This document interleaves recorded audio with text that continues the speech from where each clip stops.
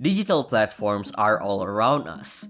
Companies like Amazon, Apple, Google, and Meta, for better or worse, have shaped our daily lives with every decision they make. And they will, if they didn't already, change the way we work, socialize, and change the entire structure of the economy. Nowadays, these companies have become so powerful and generate so much consumer data and cash that it feels as if they can't be stopped.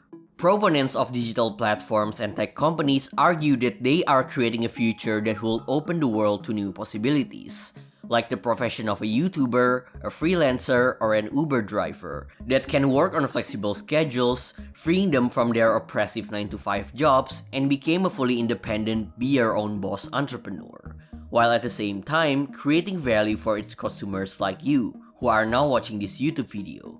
Meanwhile, critics point out that these companies have simply become too big and powerful, that they are able to disregard competition and ruthlessly monetize our Google searches, our social networks, our professional networks, and our consumption behavior without any regard for privacy. Some more extreme criticisms even point out that these companies are becoming more powerful than that of the factory owners in the early Industrial Revolution, which, if you don't realize, brings all sorts of societal problems, like the birth of communism. So, which one of them is right? Will technology create a utopia that sparks economic growth and productivity, creating employment opportunities everywhere? Or will the gains of technology concentrate substantially in the hands of platform companies, at the expense of everybody else? In this video, we'll try to answer all of these questions.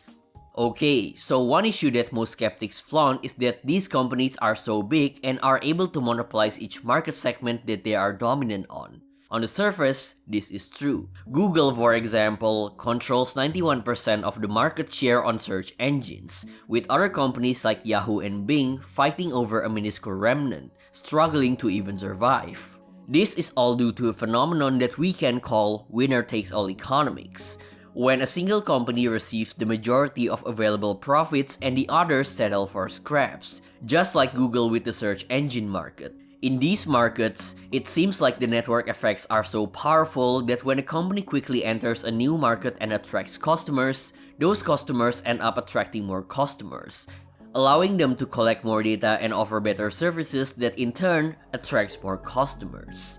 So the most successful tech companies evolve into monopolies. Once a company is established in a specific market, it's near impossible to replace it as the most dominant company in that market.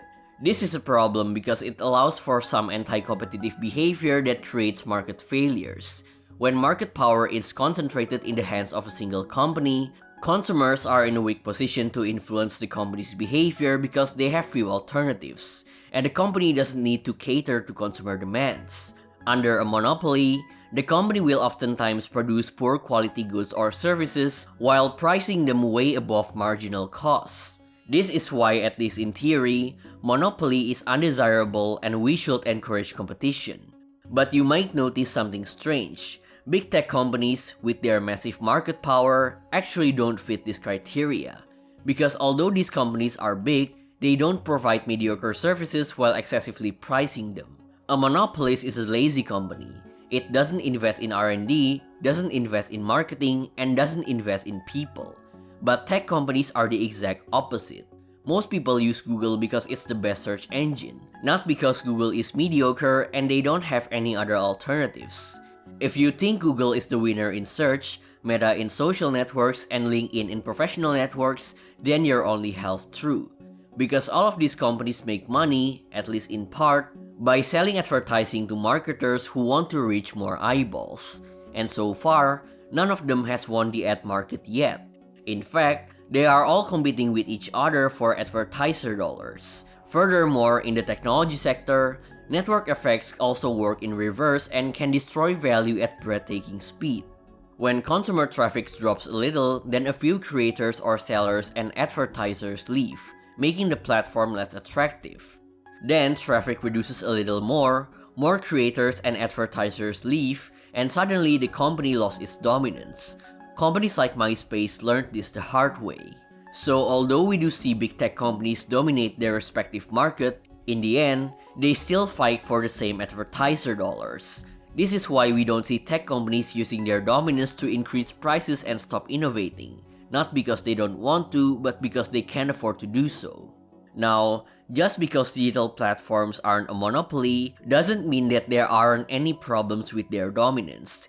The European Commission has fined companies like Google and at the time Facebook for providing false information regarding the acquisition of WhatsApp, illegal practices regarding Android devices to make Google search more dominant, and abusing its search engine dominance by giving priorities towards its own shops. But although these are valid concerns, it still don't compare close to the concern that these big companies will turn into a monopoly and they will squeeze out every cent from both their customers and producers. Although just because they are not a monopoly now doesn't mean that they will not be one in the future. Who knows? Now, let's talk about another topic that became more important than ever now as digital platforms are dominating our lives: employment. There is a big debate on the platform economy and whether tech companies are creating employment for workers who would be otherwise unemployed, or whether these tech companies will unleash an avalanche of dispossessed workers who are desperately trying to make a living with gigs and temporary contracts. The optimists argue that the gig economy is enabling more and more people to escape their traditional job with stifling job hours that a lot of people hate, and allow them to work on flexible schedules. And this is certainly true for millions of people that are now working as a YouTuber, a freelancer, or other types of gig economy jobs. Similarly, the optimists also argue that digital platforms such as Uber and Airbnb can unlock the value in underused personal assets and make your car or a vacant room in your house or apartment as a source of income. But there are some valid concerns about the emergence of the gig economy that make jobs such as a YouTuber, a freelancer, or an Uber driver more and more common. Self-employed gig workers are devoid of basic services that regular employees get, like pensions, sick pay, holiday entitlement, or parental leave. And they get paid per job, not per hour, which meant that many gig workers are earning less than the hourly minimum wage with no financial security, simply because they aren't getting orders. As a result, many gig workers live increasingly on demand, constantly at the mercy of an online app notification just to make ends meet. Busier schedules, lack of basic employment rights, and lack of job security all contribute to worse mental health situations. Not to mention, it is harder for gig workers to plan for their future, as they lack income stability and in turn, worsens their prospect of getting a mortgage or a loan. Now, some of these problems can be blamed on outdated employment laws that are designed for the 20th century. Tech companies that use gig workers simply exploit these laws to gain a competitive advantage. But we really need to find a solution to help millions of gig workers gain better working conditions. Starting a business is hard, and the emergence of digital platforms does lower the barrier of entry for people to start their own businesses and work independently, which makes labor market more efficient. But this efficiency has a risk, and in my opinion, the gig workers are taking all the risks while tech companies are getting rich. But solving this problem is a balancing act. Companies that employ gig workers are so big and can continue innovating, in part because of the advantageous employment law that categorize gig workers as independent contractors rather than an employee, so that they don't have to give benefits and provide income stability to gig workers. Some even argue that without the favorable employment law that platform companies can exploit, profitability for these companies might be impossible. On the other side of the debate, some labor unions want gig workers to be classified as employees, so that they can get all the benefits that 9-to-5 employees could get. But this might not be a good idea, because gig workers could lose the flexibility and autonomy that drew them to become a freelancer in the first place. What gig workers want is somewhere in the middle. They enjoy the flexibility and autonomy provided to them, but they want at least some level of protection that reflects the risky nature of their work, and for the cheap and invaluable services that they provide to platform companies. There are lots of ways on how this could potentially be solved. For example, should gig workers be guaranteed a certain minimum wage for their services? Maybe put in minimum work hours for gig workers to reach so that they won't exploit the system. If a minimum wage is impossible, what about at least some healthcare benefits for a worker if they reach certain requirements? There are indirect ways to approach this as well.